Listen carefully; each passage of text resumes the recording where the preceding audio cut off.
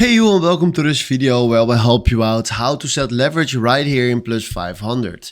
So first of all, what we're going to do is search for an instrument that you want to see. So let's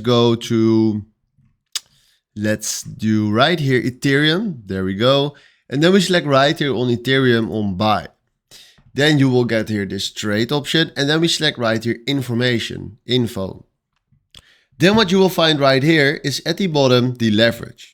But there's something that you need to know because you can't change the leverage by yourselves.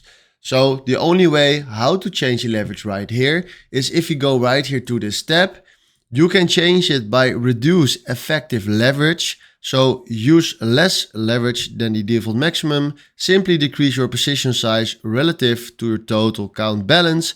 By trading fewer units or contracts, use smaller the percentage of your total capital is exposed.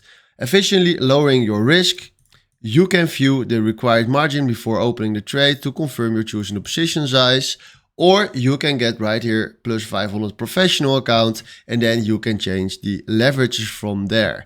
So that's the only way how to change the leverage right here in Plus500. So hopefully this was exactly the video I was looking for. Thanks for watching and have a wonderful day. Ciao.